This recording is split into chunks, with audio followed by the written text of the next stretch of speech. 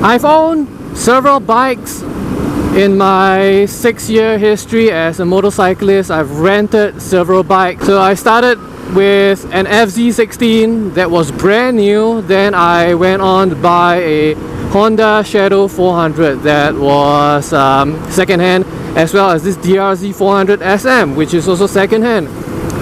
I also had the opportunity to rent for a significant amount of time both a CB400 Super 4, a CBF 600S, as well as a CBR 600RR. So you can kind of guess that I'm pretty confident that I know what I'm looking out for when I intend to look out for another purchase, especially a second-hand bike. So here's a few tips that I want to share with you before you consider buying a motorcycle second-hand.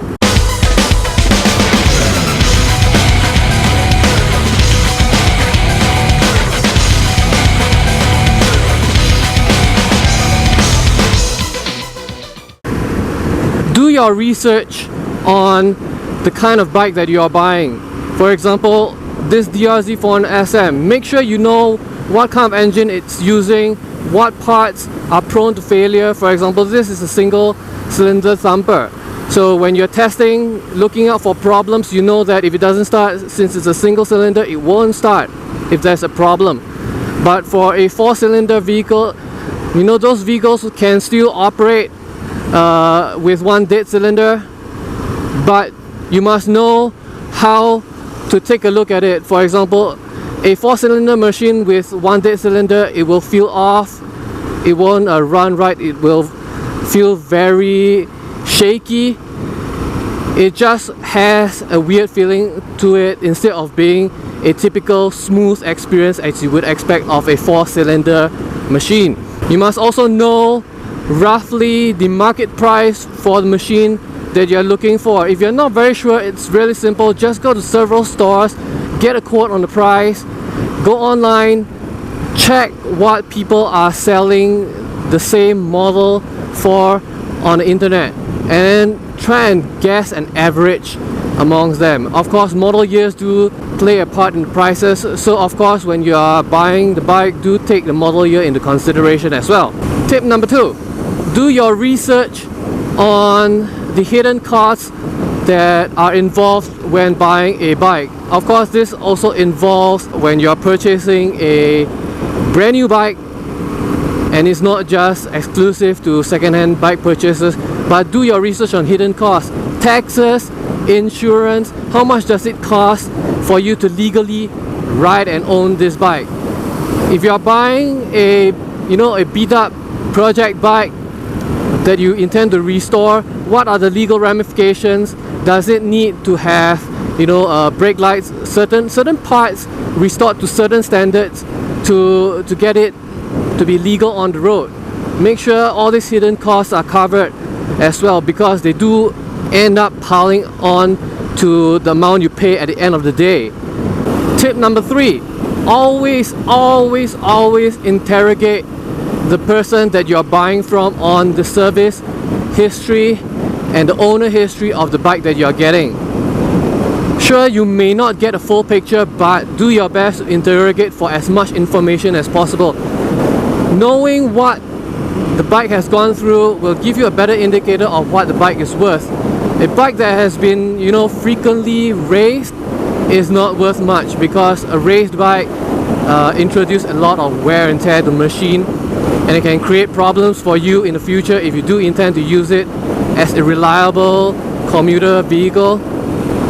A bike that has gone through many hands, many owners, is also a pretty dangerous sign.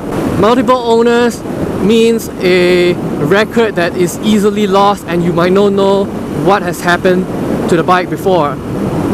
You could have a crash frame that's welded back and you wouldn't know. Tip number 4, do not get taken in by modifications, add-ons and bling. A lot of owners that are trying to sell off their bikes, especially in Singapore, have a very big tendency of embellishing their sales by including the names of well-known modifications in, you know, the parts list of the bike they are going to sell. Do not get taken in by that. In fact, an extensively modified bike should be worth a lot less. Do not factor these parts in the cost when you are buying a modded bike second-hand. It should always be worth what a stock bike would be worth second-hand of this age, if not significantly lower, because you never know that you are not going to like that mod and you might end up spending a lot more money trying to change it back to original or getting swapped out for another mod that you like. And mods can also destroy a bike if it's not done properly. So I always encourage you guys, do not get taken in by mods. Mods are not a good thing on a second-hand bike. Tip number 5. Do not continue using the consumables that are already present on the bike that you just bought. The bikes themselves are usually never taken care of unless you buy it from a direct owner, but if you are buying from a second-hand dealer, they are almost never taken care of. Whatever consumables on the bike, tires, oil, filters, clutch cables, throttle cables, all this should be changed out the moment you buy a second-hand bike, especially the tires. Tires may look pretty fresh, look pretty new, but do check the age of when the tires were manufactured. If they were older than 2 years, junk it, because these tires are most likely gonna be sitting out in the open, especially in the case of a dealership, and not used for, you know, months, years on ends, and they are no longer serviceable. So do take note. If you can afford to replace them, especially the tires, which is very important, do change them out when you buy the bike. Last but not least, do not stick to one particular dealer. Shop around. At the end of the day, every single person that deals in motorcycles, especially in Singapore, are a business. They are not there to look out for your well-being. They are out there to make a quick profit. Every dealership will offer different prices. Some of them will be out there to scam you, give you the worst price possible. Do yourself a favor and shop around. Do not give in to an impulse buy.